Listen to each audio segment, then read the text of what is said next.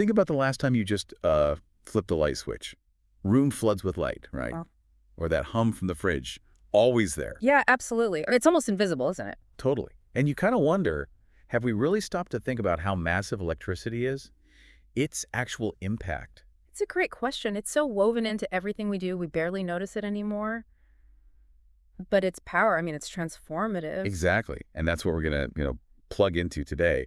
This deep dive, it's not just about volts and amps. No, not at all. We want to look at how it's really reshaped, well, everything. Our lives, how we think, our whole society.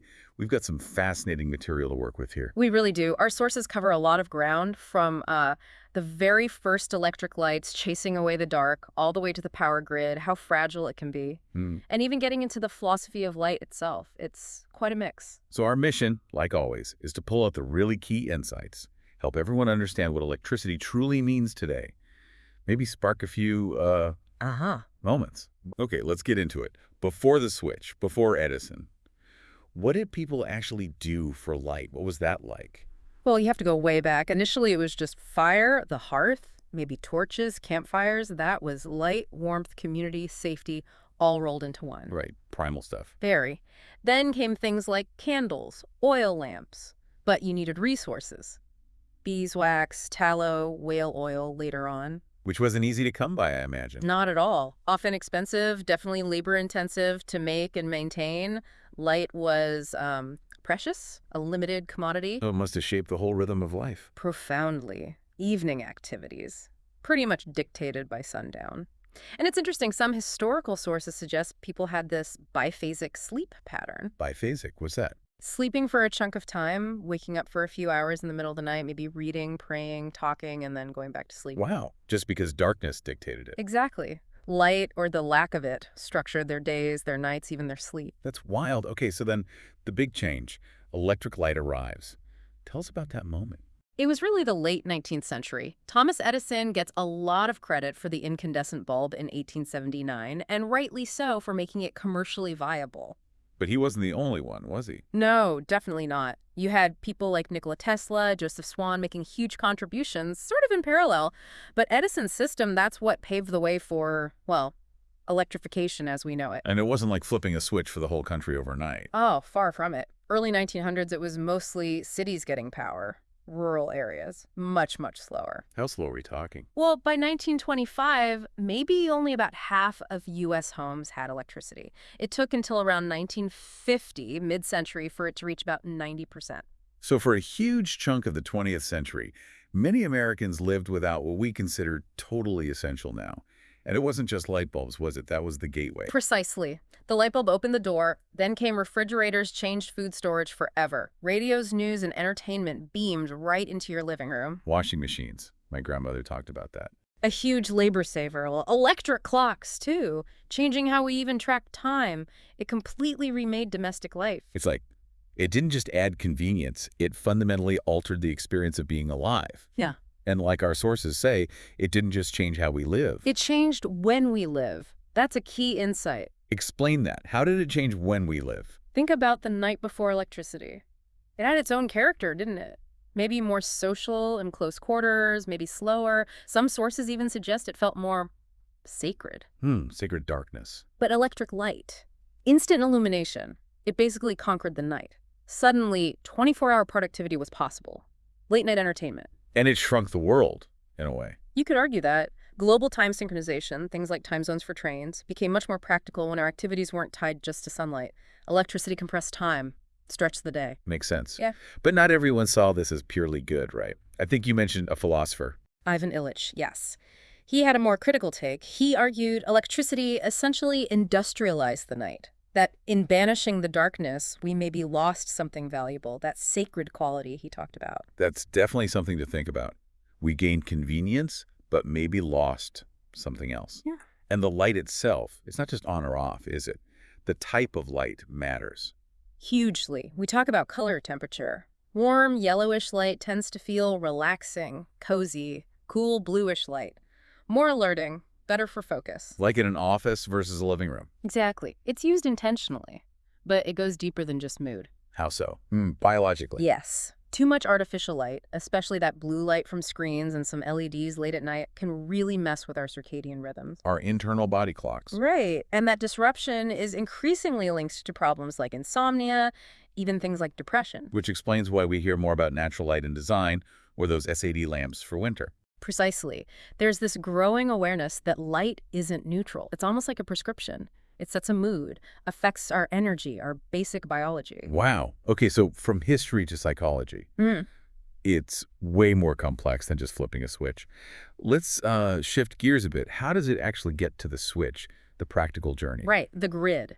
It starts with generation, power plants using various sources, natural gas, coal, nuclear, hydro, wind, solar, to actually make the electricity. Okay, step one, make the power. Step two, transmission. That's the high voltage lines, the big towers you see crossing the landscape, carrying large amounts of power over long distances efficiently. Got it. Then substations.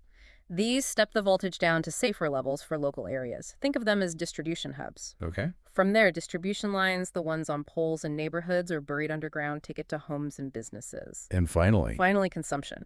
Your meter measures how many kilowatt hours you use, and that's what you pay for. And there are different types of current, AC/DC, not just the band. Right. Two main types. AC, alternating current, is what Tesla championed. It reverses direction periodically. That's what most homes use because it's good for long distances and changing voltage easily. Okay. And DC. Direct current flows in one direction. That's what you get from batteries. Most electronics run on it internally, and it's becoming more common with solar panels too. You called the grid a vascular system before. That seems apt. It's this huge, complex network. It really is, constantly balancing supply and demand. You have these organizations, ISOs and RTOs, acting like air traffic control for electricity, making sure there's enough power where it's needed second by second. It's an incredible balancing act. A marvel, really. But this invisible force, it also carries so much meaning, doesn't it? Symbolically. Light as a metaphor. Oh, absolutely. Throughout history, across cultures, light often represents truth, knowledge, revelation. Think of Plato's cave. Or let there be light in Genesis. Exactly. It's about enlightenment, seeing clearly, spiritual awakening. And even personally, like an inner light. That's a common idea, too. Yes, like the Quakers concept.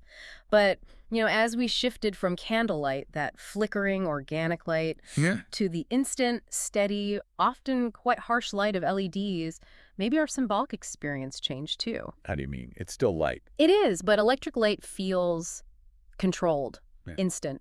Maybe less romantic, less mysterious. It sort of demystified the dark, perhaps took away some of that older magic or awe.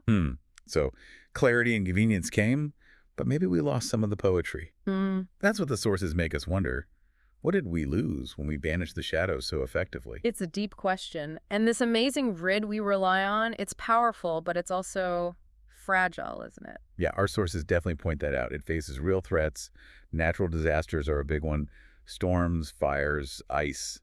They can knock out power lines for huge areas. And then there's the human element. Cyber attacks are a growing worry, targeting that critical infrastructure. Plus, a lot of the grid is just old, aging infrastructure needing upgrades. That's a huge challenge. And finally, just sheer demand. Heat waves, everyone cranks the AC, and the system gets stressed, sometimes to the breaking point. It really is a constant balancing act. And this leads to something else our sources mentioned, the hidden costs of being always on. Right. Our homes are rarely truly dark or silent now. You've got the little standby lights everywhere. The blinking router, the clock on the microwave. Exactly. It's called phantom load. Devices sipping power even when they're supposedly off. Like a tiny leak, but it adds up across millions of homes. And does this constant onness affect us, our well-being? It seems so. Some talk about digital insomnia finding it harder to switch off, literally and figuratively. Boundaries blur between work and life, especially with remote work. Yeah, that 247 feeling. Electricity stretched our day into the night, which was revolutionary, but maybe it also eroded those necessary breaks between work and rest. And access to this power, it's not equal, is it? There's an issue of justice here. A major one. Energy justice. Often it's rural areas, low-income communities, minority communities who have less reliable power face higher shutoff rates. And they might live closer to polluting power plants, too. Exactly. So power outages, or even just the cost of electricity, don't hit everyone the same way. It's a social issue, not just a technical one. And globally, the picture is even starker. Tragically so. Yeah. The UN estimated in 2023 over 770 million people still lack reliable electricity access. Think what that means. Medical care. Refrigerating vaccines, nighttime procedures, impossible. Education is hampered, no light to study by, limited access to digital tools. Safety, especially for women and girls after dark, is compromised. It's hard to even fathom the daily impact. Are things improving? There are positive steps. Off-grid solar, pay-as-you-go models, they're helping expand access in rural areas, but it's not happening fast enough for millions. The takeaway seems clear. Electricity isn't just a convenience. That's a fundamental human right. Absolutely. Okay, so shifting from lack of access to intentionally disconnecting, living off the grid, what does that actually involve? It means total energy independence, generating all your own power, not connected to the utility. Usually that involves renewables. Solar is most common, maybe wind or small hydro, often with a backup generator too. But it's more than just panels on the roof, right? Oh yeah, you need significant battery storage like a Tesla Powerwall, or similar to store energy for nighttime or cloudy days. You need inverters, charge controllers. It's a whole system. And you have to really manage your usage. Meticulously. Load planning is crucial. You become acutely aware of every watt you use. It often requires real lifestyle changes. Why do people choose it? What are the motivations? It varies a lot. Environmentalism is big, reducing your carbon footprint.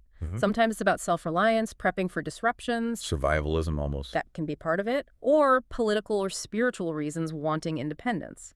And sometimes, in really remote places, it's just the only practical or economic option. So it's really a philosophy, a lifestyle choice, as much as a technical setup. Definitely. It's a conscious decision about how you want to live in relation to energy. And speaking of how we live, electricity has even shaped our homes, physically. The architecture. Massively. Think about where outlets are placed.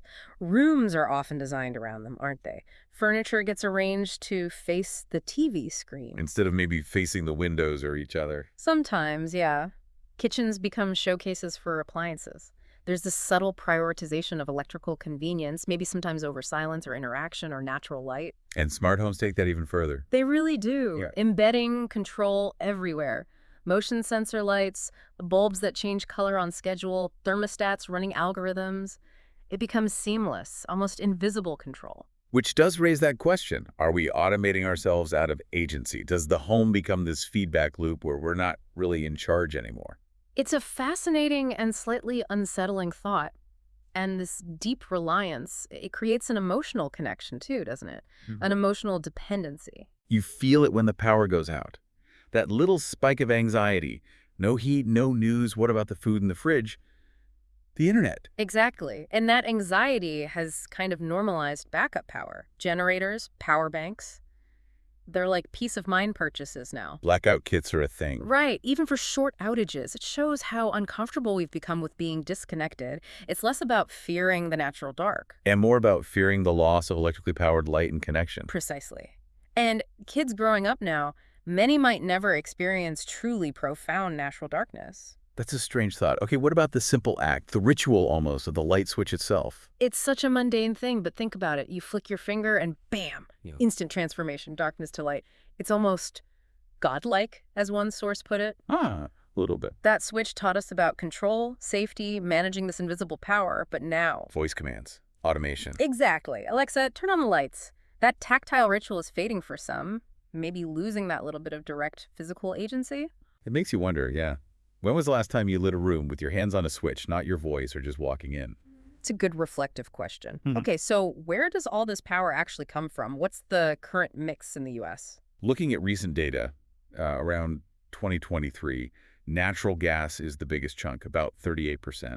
It's efficient, relatively speaking. It still produces CO2. Right. What's next? Coal is still significant, around 20%, but it's declining. Major polluter, obviously. Then nuclear power, about 19%. Low carbon, but still controversial for some. Okay, and the renewables? Hydropower gives us about 6%. Clean, but you need the right geography. Wind is growing fast, up to about 10% now. Good progress there. And solar is the fastest growing, around 4% currently.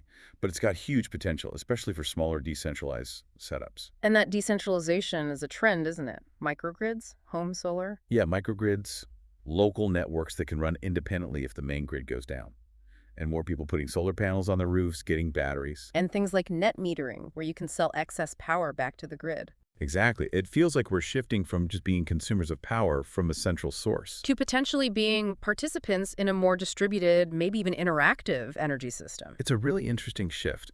So, taking a step back again, thinking philosophically, what does electricity represent, this invisible, essential force? It works really well as a metaphor for power in general, doesn't it? Spiritual power, emotional energy, societal control. It makes us ask, who controls the source? Who gets left out? How dependent are we? How vulnerable does that make us? And what do we choose to eliminate, literally and figuratively? What stays in the shadows? So electricity kind of mirrors the modern condition. Highly connected, deeply dependent, always looking for light. I think that's a fair way to put it. And this power, this metaphor, it pops up in our stories all the time. Art, books, movies. Like Frankenstein, the spark of life. Classic example, innovation and its potential dangers. Or think about cyberpunk Blade Runner, neuromancer electricity and tech are everywhere, symbols of control, maybe alienation. And horror movies love a good power outage or flickering light. Oh, definitely. It signals something's wrong, a break from the ordinary, tapping into primal fear. So yeah, electricity isn't just a utility. It's a narrative trigger, a storytelling device. Exactly. Okay, so to wrap this up and bring it back to our listeners, we pulled some reflective questions from the sources, things to maybe mull over. Yeah, like, what's your earliest memory of a power outage? How did that feel? How did it change things around you? Where in your own home are you most reliant on electricity? Are there places you consciously try to use less? Have you ever tried going without power, even just for a day? What did you notice? What kind of power, literal or metaphorical, do you wish you had more of in life? And finally, if you had to rely only on natural light at home, how would your daily routines change? Those are really good prompts for thinking. So, okay, this deep dive, we've covered a lot. History, psychology, the grid itself, justice, philosophy, technology. It started with just thinking about a light switch, something so commonplace. But hopefully we've shown how incredibly profound and far-reaching electricity's influence really is, often in ways we don't even realize. For sure. It's about so much more than just keeping the lights on.